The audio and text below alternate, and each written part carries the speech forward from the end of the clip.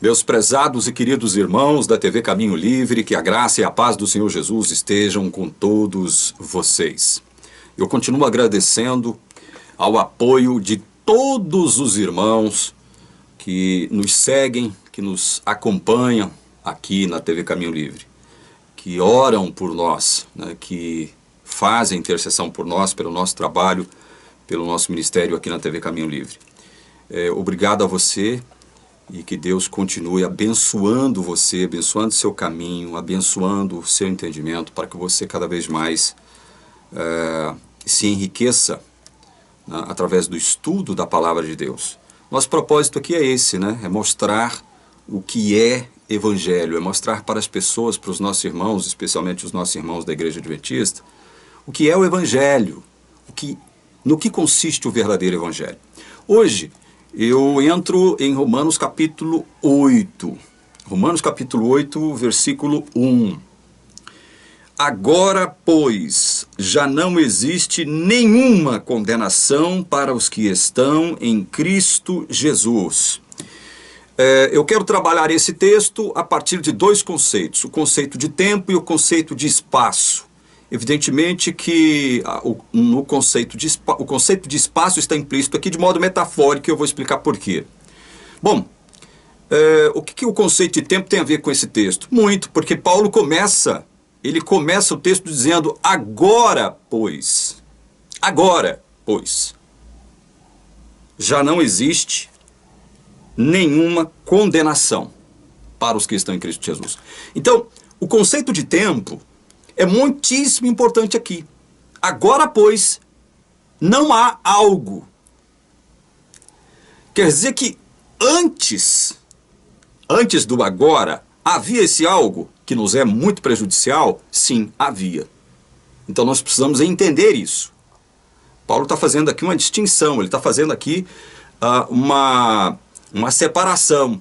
Ele tá pontuando aqui um antes e um depois. Entendem? Um antes e um depois. Quer dizer que antes havia na nossa condição, na nossa vida, algo que hoje não há. Então, o conceito de tempo é muitíssimo importante. Aqui a gente precisa entender isso muito bem. Para que a gente comece a entender o que é verdadeiramente o Evangelho. Do que se trata o Evangelho. E o outro conceito, que eu disse que ele está implícito aqui, mas de modo metafórico, é o conceito de espaço. Primeiro o conceito de tempo e depois o conceito de espaço. Como assim conceito de espaço? Porque ele diz aqui, olha, agora, pois, já não existe nenhuma condenação para os que estão em Cristo Jesus. Por isso é que eu digo que o conceito, o conceito de espaço aqui é metafórico. Eu estou em uma pessoa. E essa pessoa é Cristo. Então, o fato de eu estar em uma pessoa, e essa pessoa ser Cristo, indica que, qual é a implicação maior disso? Não há mais nenhuma condenação pendendo sobre a minha cabeça. Pelo fato de eu estar, metaforicamente falando, espiritualmente falando, em Cristo Jesus, já não há mais nenhuma condenação para mim. É importante nós entendermos as implicações destes dois conceitos implícitos aqui nesse versículo. Por quê? Porque se nós os compreendermos da forma como o apóstolo Paulo os explicita aqui, expressa de forma implícita aqui, nós não afirmaremos, nós não produziremos afirmações equivocadas quanto à palavra de Deus. Por exemplo, eu vou dar um exemplo para vocês de uma afirmação equivocada que a teologia adventista faz por não entender o que está contido, as implicações deste versículo aqui. A Igreja Adventista afirma que Jesus, a partir de 22 de outubro de 1844, está agora no céu realizando um juízo que eles chamam de investigativo. Neste juízo investigativo, né, Jesus está analisando as vidas do professo povo dele através dos relatos de suas obras. E aí o que acontece? Aceita-se nomes e rejeita-se nomes. Qual é o sentido disso? Aceita-se nomes? Nomes são absolvidos. Rejeita-se nomes? nomes são condenados. Então há absolvição e ainda há condenação. Certo? Há absolvição, mas ainda há condenação. Então vejam, meus irmãos, essa questão tem que ser compreendida. Porque a Bíblia está dizendo que já não há mais nenhuma condenação. Mas para quem? Para os que estão em Cristo Jesus. Certo? Para os que estão em Cristo Jesus. Agora não há condenação, mas antes havia condenação. Para que a gente entenda essa questão cronológica envolvida aqui, na afirmação de Paulo, é necessário a gente entender o seguinte, mas espera lá. O que é esse negócio de estar em Cristo? O que significa isso? Estar em Cristo. Estar em uma pessoa. Né?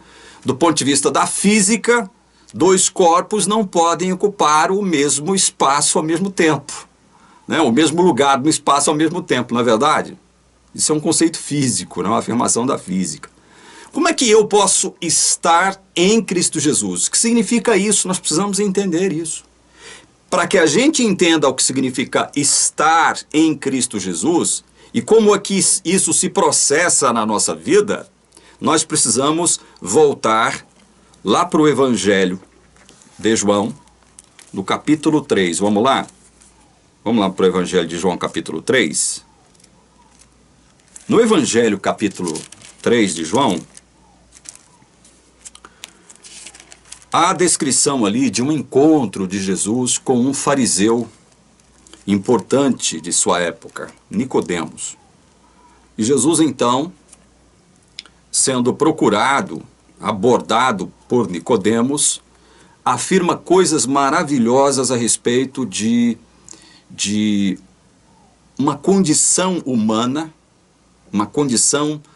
humana natural, inerente ao ser humano, e o que precisaria ser feito em prol desse ser humano, para que esse ser humano pudesse adentrar ao reino de Deus. Jesus diz assim para Nicodemos. Vamos direto no foco aqui, senão a gente vai perder muito tempo, né? João 3, a partir do verso 3, Jesus diz assim: Jesus respondeu, em verdade lhe digo que se alguém não nascer de novo, não pode ver o reino de Deus. Presta atenção nisso aqui. Para que a gente entenda Romanos 8:1, é necessário a gente entender isso aqui. Certo? Jesus está afirmando para Nicodemos o seguinte: se alguém não nascer de novo, não pode ver o reino de Deus. Não pode. Ou seja, Jesus está falando de uma impossibilidade aqui. O ser humano que não nasce de novo, ele é impotente, naturalmente impotente. Ele está numa condição inerente, inata, de impotência para quê? Para adentrar ao reino de Deus. Porque o ver aqui tem esse sentido. O ver tem esse sentido de estar no reino de Deus. Vejam que é um conceito geográfico aqui, né? Estar no reino de Deus. Se eu não nascer de novo, eu não posso estar, eu não posso entrar, eu não posso ver o reino de Deus. Não posso. É uma impotência, é uma impossibilidade. Nascer de novo, então, é a questão aqui. Aí Jesus continua no verso 4. Nicodemos perguntou, como pode um homem nascer sendo velho? Será que pode voltar ao ventre materno e nascer uma segunda vez? Jesus respondeu, verso 5. Em verdade lhe digo, quem não nascer da água e do Espírito, olha aqui de novo a expressão, não pode entrar no reino de Deus. Vejam, quem não nascer, agora Jesus, ele troca a expressão nascer de novo por nascer da água e do Espírito. São expressões metafóricas, simbólicas, cheias de simbolismo. Nascer da água é uma expressão metafórica, uma expressão simbólica. Nascer do Espírito nem tanto, porque indica a ação do Espírito Santo no sentido de fazer com que essa pessoa nasça de novo. Então Jesus está dizendo aqui, olha, quem não nascer da água e do Espírito não pode. De novo, Jesus está falando, ele está reafirmando, deixando claro, uma impossibilidade para o ser humano natural, que não nasceu de novo. E que impossibilidade é esta? De entrar no reino de Deus. Nenhum ser humano natural que não nasceu de novo não pode, ou seja, ele está impedido, ele não tem o poder, Ele é impotente para entrar no reino de Deus. São todos estes os sentidos daquilo que Jesus está expressando aqui. Isso fica muito claro. Basta ter um pouco de honestidade ao se analisar, ao se estudar a palavra de Deus. Entende? Não pode. Então quer dizer que eu, no meu primeiro nascimento, você no seu primeiro nascimento, você é impotente para entrar no reino de Deus. Você não tem a mínima condição de entrar no reino de Deus no seu primeiro nascimento. E Jesus diz aqui, ele troca nascer de novo, como eu disse, pela expressão quem não nascer da água e do Espírito. O que significa esse negócio de nascer da água?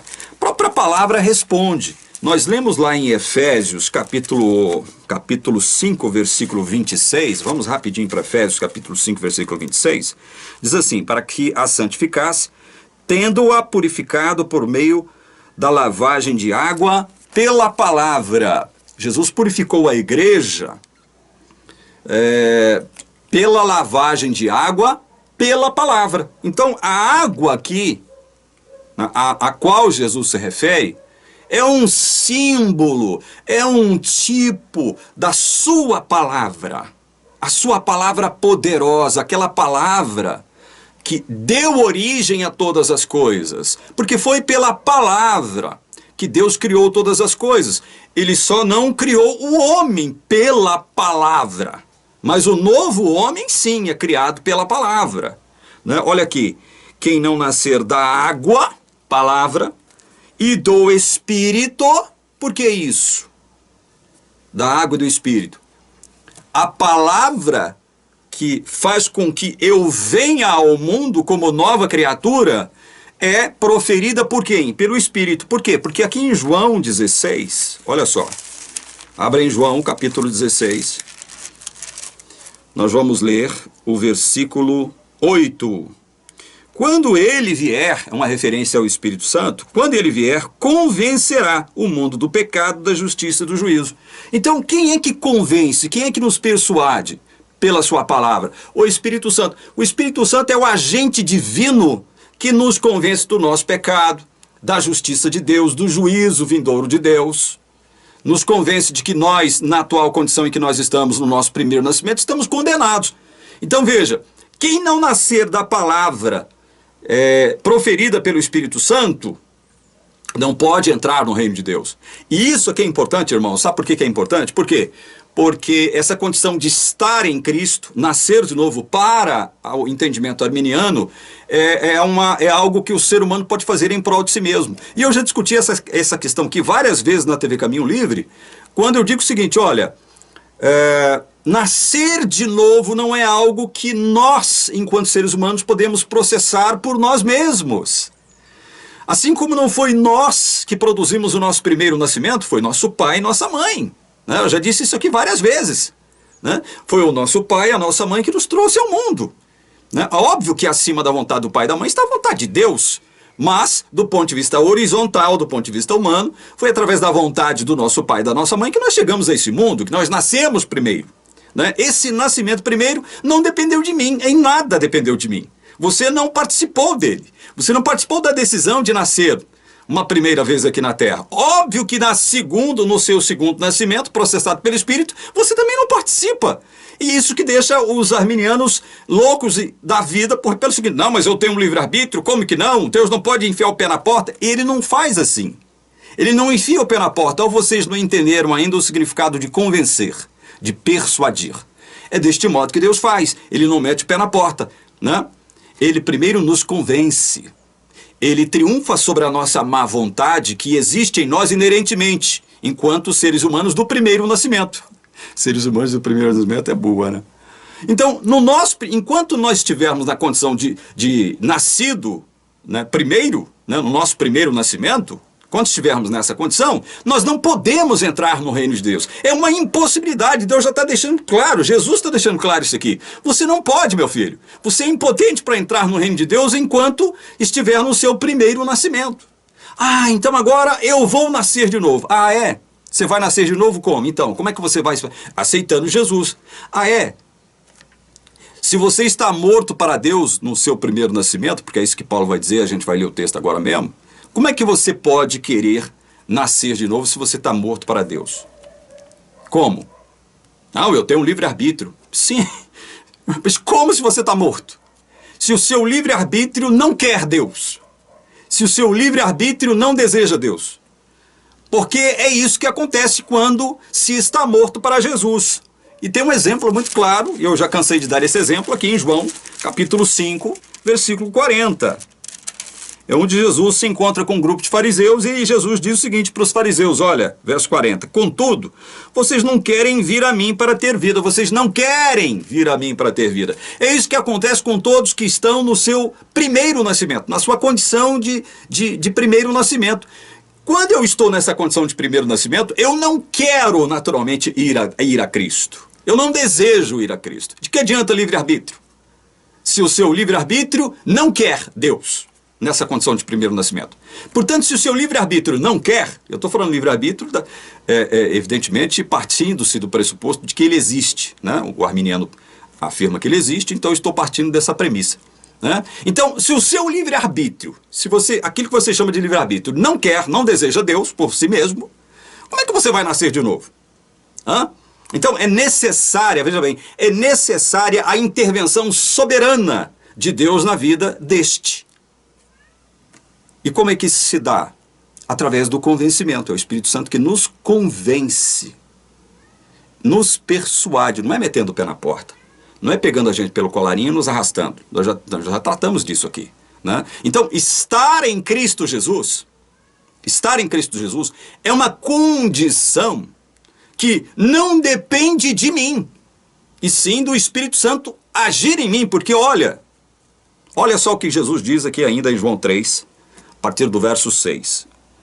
Continuando o diálogo com Nicodemos, Jesus diz assim, o que é nascido da carne é carne. Você que veio da vontade de seu pai e da sua mãe, você é carne.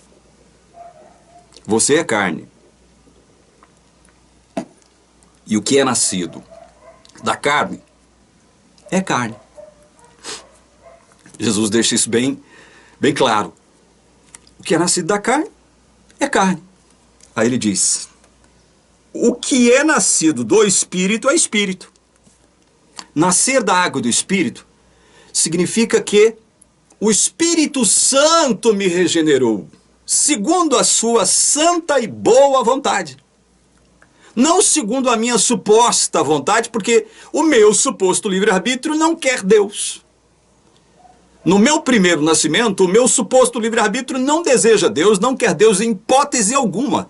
Então, para que eu nasça de novo, assim como eu não participei do meu primeiro nascimento, para que eu nasça de novo, eu não participo do meu segundo nascimento de forma direta, de forma a dar o primeiro passo.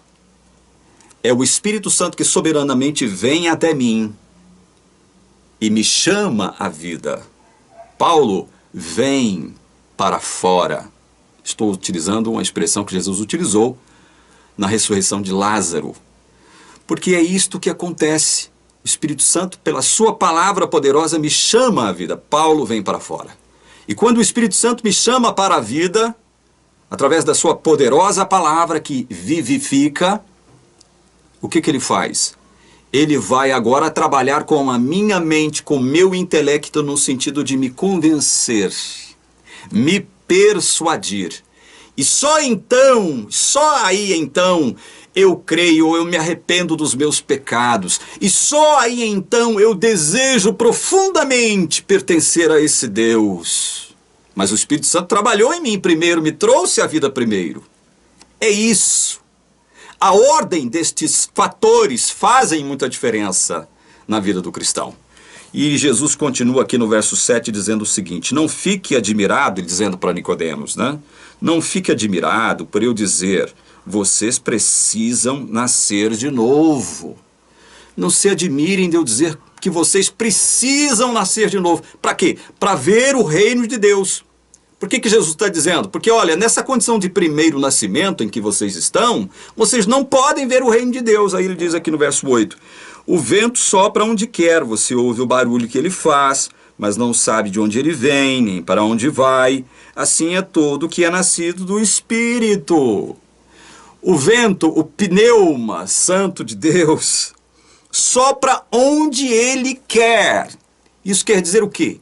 Que sou eu que determino que o Espírito Santo tem que soprar em mim para que eu nasça de novo? Não, é o Espírito Santo. É o Espírito Santo que tem vontade própria. Ele é Deus, Ele é soberano. Ele sopra onde Ele quer. Evidentemente que o querer do Espírito Santo é o mesmo querer de Jesus, é o mesmo querer de Deus. Esse querer aqui, ele está em contraposição ao querer humano, porque o querer humano não quer. Então o Espírito de Deus tem que querer, para que você nasça de novo. Então vocês estão entendendo? Essa questão de estar em Cristo significa isso. Significa ter nascido de novo. Olha aqui, João, no capítulo 1 diz.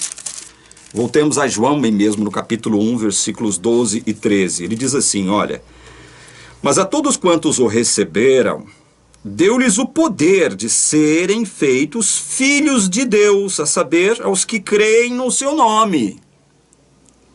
Todos quantos receberam Jesus, Deus deu-lhes o poder de serem feitos filhos de Deus. Quer dizer que para ser filho de Deus, eu tenho que receber o poder de Deus para ser filho de Deus, porque eu não tenho poder, não é o que Jesus diz? Quem não nascer de novo não pode ver o reino de Deus, não pode entrar no reino de Deus. Ou seja, não há poder, há impotência. Para ser um filho de Deus, Deus tem que me dar este poder. Ele tem que vir a mim com esse poder e me transformar em filho dele. A saber, aos que creem no seu nome. Olha só o verso 13. Os quais quem? Os que creram no nome de Jesus. Os quais não nasceram do sangue, nem da vontade da carne, nem da vontade do homem. Sangue, carne e homem. Né? Esses que creem em Jesus não nasceram da carne, do sangue e do homem. Não foi da vontade da carne, do sangue e do homem que agora estes creem em Jesus. Estão percebendo a lógica das coisas aqui? Qual vontade, então, determinou o meu novo nascimento? Para que eu agora possa entrar no reino de Deus. A vontade de Deus. Isso está muito também claro no livro de Tiago. Vamos para Tiago, no capítulo 1. Tiago, depois de Hebreus, no capítulo 1, versículo 18, diz assim, olha: pois segundo o seu querer. Olha só, Tiago deixa claro que o querer implícito aqui no novo nascimento, ou implícito não, explicitado aqui, né, no novo nascimento, o querer é o querer de Deus, olha. Pois segundo o seu querer, ele nos gerou pela palavra da verdade para que fôssemos como que primícias das suas criaturas. Qual é o querer que estabelece o meu novo nascimento, que determina o meu novo nascimento? O querer de Deus, o querer de Jesus, o querer do Espírito Santo, que emite a palavra que me traz a vida. Paulo vem para fora, João vem para fora, Joel vem para fora, Luciana vem para fora, Maria vem para fora.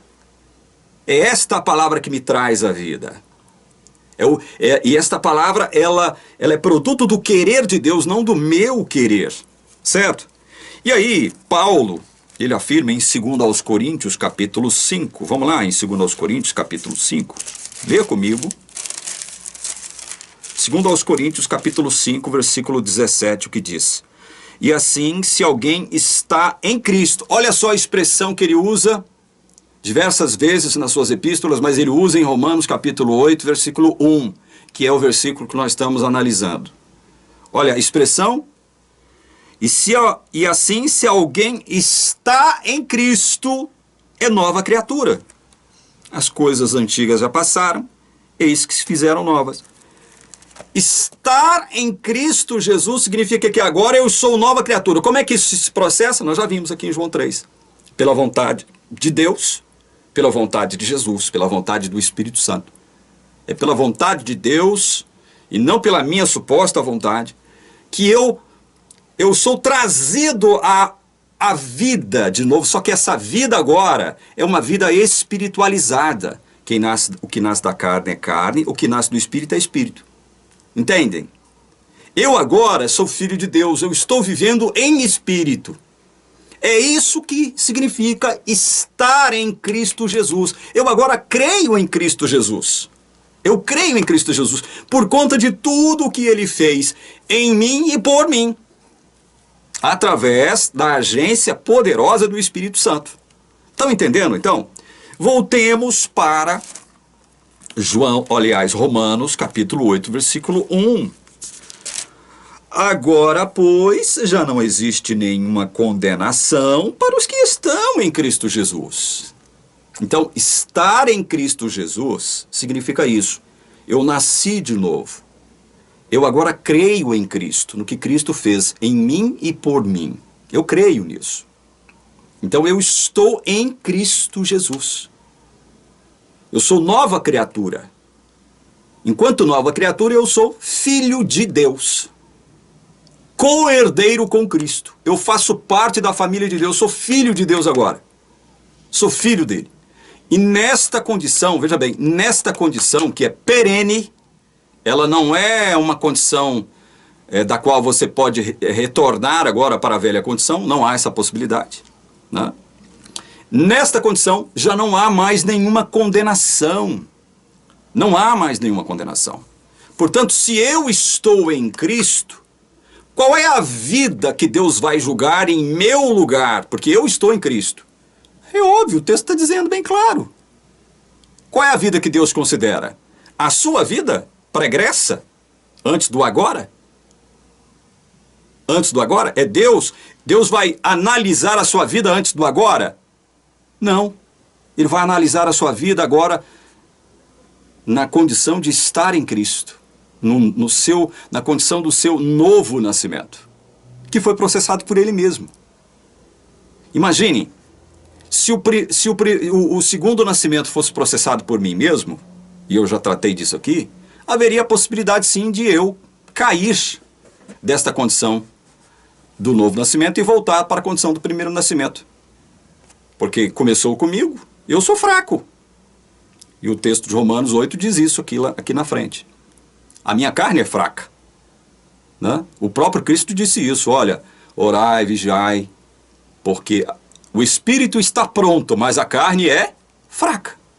Então, se o meu novo nascimento fosse algo produzido pelo meu suposto livre arbítrio, ou seja, partindo da minha própria iniciativa, eu poderia desistir lá na frente, mas não é assim. O seu novo nascimento foi processado pelo próprio Deus. E o que Deus faz, o que Ele faz neste sentido, permanece. Não pode mais perecer. Esta condição de estar em Cristo Jesus, ela é uma condição já perene, determinada, fixada. Eu estou em Cristo. Portanto, quando Deus olha para a minha vida, quem Ele vê? Que obras Ele vê? Que obras Ele enxerga? Qual é a santificação, qual é a santidade que Ele enxerga? A minha? Não, a de Jesus. Por quê? Porque eu estou em Cristo Jesus. Qual a possibilidade de Deus me condenar, então? Qual a possibilidade de Deus dizer o seguinte, Paulo, agora por conta de suas ações, porque eu produzi o seu novo nascimento, mas você ainda continua pecando, cai aqui, cai acolá. Né? E Paulo trata disso aqui, já tratou disso nos capítulos 6 e 7, dizendo o seguinte, olha, o fato de você ter nascido de novo, pertencer a Cristo, não significa que você não vai pecar, não. Agora, nós temos que lutar contra o pecado. Temos que batalhar contra o pecado. Temos que nos esforçar para não pecar. Pecar menos possível. E Paulo ainda diz no capítulo 7 algo que horroriza muitos cristãos. Ele diz o seguinte, olha, quando eu faço o que não quero enquanto homem de Deus, já não sou eu que faço, mas o pecado que habita em mim. Não sou eu enquanto filho de Deus que faço, mas o pecado que habita em mim, pois em mim não há nada de bom, não há nada de bom. Na minha carne não habita bem algum. Então Paulo faz uma distinção entre carne e espírito. Embora eu tenha passado pelo novo nascimento, né, eu habito num corpo carnal que adora o pecado, que ama o pecado, que sente prazer no pecado. Vocês estão entendendo? Mas quando Paulo, como na condição de novo nascido, de nova criatura, de filho de Deus, faz o que ele não quer, não é ele que faz, ele deixa claro, isso é o pecado que habita nele, nesse corpo. Então há essa distinção, nós precisamos, para entender o Evangelho, precisamos fazer essa distinção, porque senão você vai fazer afirmações como a teologia adventista faz. Não, agora, no juízo investigativo, né, Jesus está aceitando nomes, absolvendo, está rejeitando nomes, condenando. Então, no juízo investigativo, há absolvição, mas há condenação também. Isto é horripilante. É horripilante. É horripilante. Porque, veja, o falso crente, ele é um ímpio verdadeiro aos olhos de Deus. É isso que não entendeu a teologia adventista até hoje. Eles naufragam neste entendimento simples. Um falso crente, um falso cristão, aos olhos de Deus, é o quê? Um ímpio verdadeiro. Como é que você pode provar isso? Ora, é simples. Basta você ler Mateus, o Evangelho de Mateus, no capítulo 7, a partir do versículo 21 até o 23, você lê o seguinte, Jesus dizendo o seguinte: nem todo que me diz, Senhor, Senhor, entrará no reino dos céus, mas aquele que faz a vontade de meu Pai que está nos céus. Muitos naquele dia vão me dizer, Senhor, Senhor, nós não profetizamos em seu nome, em seu nome não expulsamos demônios, em seu nome não fizemos muitos milagres. Então lhes direi abertamente, eu nunca conheci vocês, afastem-se de mim, vocês que praticam o mal. Falsos crentes, falsos cristãos, que profetizaram, fizeram milagres, curaram, falaram em línguas, em nome de Jesus, tudo em nome de Jesus, frequentaram a igreja em nome de Jesus, foram professores da escola sabatina em nome de Jesus, foram anciãos da igreja em nome de Jesus, né? Fizeram um trabalho missionário em nome de Jesus, permaneceram na igreja 10, 20, 30, 40, 50 anos em nome de Jesus, mas na condição de falso crente, falso cristão. E o que Jesus disse para esses? Quem são vocês? Eu nunca conheci vocês. Então, um falso crente, veja bem, um falso crente é um ímpio verdadeiro para Deus. É um ímpio verdadeiro. Certo? E o julgamento do ímpio verdadeiro se dará depois, não agora. Eu estou falando isso para a membresia adventista, que afirma que ora no céu se realiza um juízo, ao qual eles deram o nome de investigativo. Então, meus amados irmãos e amigos, quando você entende o que Paulo diz aqui, no versículo 1 de Romanos, agora, pois, já não existe nenhuma condenação para quem mesmo? Para os que estão em Cristo Jesus. O fato de estar em Cristo Jesus significa que eu não caio mais, que eu não peco mais? Não, não significa isso. Significa que, segundo o homem interior, expressão que Paulo utiliza imediatamente aqui no capítulo 7, segundo o homem interior, eu sou filho de Deus. Segundo o homem interior, eu já não peco mais. Na condição de homem interior, eu já não peco mais. Quando eu peco, quem é que está pecando? O pecado que habita no meu corpo carnal. E Paulo vai deixar claro aqui na frente, quando nós estivermos analisando todo o capítulo 8, o restante do capítulo 8, que este corpo já está morto. Certo? Portanto, quando nós entendemos as implicações do versículo 1 do capítulo 8, quando Paulo diz que já não há nenhuma condenação para os que estão em Cristo Jesus, ele está falando de pessoas verdadeiras, de crentes verdadeiros. Ele aqui não está tratando da questão do falso crente. Ele está tratando do crente verdadeiro. Certo? Do crente verdadeiro. Esse crente verdadeiro, ele não pode mais sair desta condição, porque não foi ele que processou esta condição. Nós vimos isso. Foi o Espírito Santo. Foi a vontade de Deus, foi a vontade de Cristo. Foi a vontade da Trindade Santa, do nosso Deus Trino, que trabalhou em uníssono para trazê-lo à vida e torná-lo filho de Deus. Não é a vontade do homem que prevalece, porque se fosse a vontade do homem, todos permaneceriam perdidos e condenados. E esse condenados aqui é condenados à morte eterna. Paulo trata dessa questão aqui em Romanos no capítulo 5, que nós já analisamos, mas não custa nada ler um texto aqui de Romanos capítulo 5, para vocês terem uma ideia do que nós estamos falando. Condenação é aquilo que se faz, né? É aquilo que se dá, é aquilo que se oferece para alguém que já passou por um juízo, né? E foi declarado o quê? Culpado. Então ele merece a condenação. Qual é a condenação para quem é considerado culpado diante de Deus? A morte, porque o salário do pecado é a morte. Paulo diz aqui em Romanos 6, 23. O salário do pecado é a morte. A condenação para quem está em pecado diante de Deus é a morte. Aí Paulo diz aqui, Romanos 5, 18, 19, ele diz o seguinte, olha, Romanos 5, 18, 19, portanto, assim como por uma só ofensa, um só pecado, pecado de quem? De Adão, né? Veio o juízo sobre todos os seres humanos. Para o quê? Para condenação. Condenação. Assim também, por um só ato de justiça, veio a graça sobre todos para a justificação que dá vida. Um só ato de justiça trouxe a graça para todos, para a justificação que dá vida. Mas quem são esses todos? Quem são esses todos? É cada ser humano da face da terra?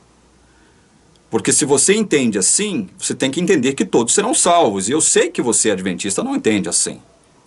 Você não é universalista, né? Esse todos aqui tem o sentido daquilo que está aqui no final do versículo 17. Do meio em diante. Olha, muito mais os que recebem a abundância da graça e o dom da justiça. Esse todos aqui são esses. Os que recebem a abundância da graça e o dom da justiça. Então, um só ato de justiça trouxe o quê? Absolvição. Um só ato de justiça. Não são os meus atos bonzinhos, santinhos, que vão determinar a minha absolvição diante de Deus. Prestem bem atenção nisso, meus irmãos. Vocês que estão claudicando na vida espiritual por conta de não entenderem verdadeiramente o sentido do Evangelho. Evangelhos são boas notícias, não são meias boas notícias. Não são notícias mais ou menos boas, não. São notícias completamente boas, totalmente boas. Porque elas nos anunciam que, por um só ato de justiça, nós fomos absolvidos diante de Deus. Já não há mais nenhuma condenação para nós. Nós o quê? Que estamos em Cristo Jesus. E se estamos verdadeiramente em Cristo Jesus, isso foi por obra e iniciativas soberanas desse Deus maravilhoso, por meio de Cristo, por meio do Espírito Santo. Não veio de você isso. Portanto, essa condição, ela é perene. Ela não se modifica a partir de agora, porque ela veio de Deus. Essa condição nos foi dada por Deus. Ela não veio através de você. Você é volúvel. Você pensa algo hoje, amanhã você muda. A sua carne é fraca. Sua carne não tinha esse poder de fazer nada por você, e é isso que a gente vai ver no próximo vídeo, quando a gente começar a analisar Romanos 8, a partir dos versículos seguintes, do versículo 2 em diante. Porque agora você está entendendo essa questão que está implícita, ou que está expressa, aqui no versículo 1 do capítulo 8, não está? Você está conseguindo enxergar a maravilha do que está escrito aqui, né? Nenhuma condenação, nenhuma. Agora, pois, já não existe nenhuma condenação. Ou seja, não há nenhuma possibilidade de condenar mais. Mas é porque você agora é santinho do ponto de vista comportamental? Você não peca? Não, não é por isso. É porque eu estou em Cristo Jesus. Eu estou escondido em Cristo Jesus. Eu estou na pessoa de Cristo Jesus. Quando Deus me olha, Ele vê a santidade de Cristo Jesus. Ele vê a perfeição de Cristo Jesus. Ele vê a santificação de Cristo Jesus. Ele vê a obediência perfeita de Cristo Jesus. Como, nessa condição, eu posso ser condenado? Como? Vocês estão entendendo a lógica espiritual da coisa? Isso é Evangelho. Que Deus te abençoe para que você possa cada vez mais entender isto, entender esta mensagem do Evangelho. Não há nenhuma condenação mais, não é para quem deixou de comer carne de porco. Isso pode ser bom para alguns. Não é para quem guarda o sábado. Também guardar o sábado pode ser bom para você ou para alguns. Mas não é por isso que você não receberá condenação. Não é por não guardar o sábado que você receberá a condenação. E não é por guardar o sábado que não haverá mais condenação para você. Nem porque você não come carne de porco. Nem porque você não bebe café. Entende? Não é por estas coisas humanas, meu irmão. Não é por ações humanas que você não será mais condenado. Entenda isso de uma vez por todas. Isto é evangelho. Estou falando de evangelho. Não estou falando de doutrina, de denominação evangélica ou cristã. Nenhuma. Entenda isso. Entenda de uma vez por todas essas questões enunciadas por Paulo aqui no livro de Romanos, que é sem dúvida nenhuma um dos livros mais maravilhosos da Bíblia. No próximo vídeo, então, a gente volta analisando Romanos capítulo 8. Ok? Que Deus te abençoe, que Deus te guarde, que Deus te ilumine, em nome de Jesus. Amém.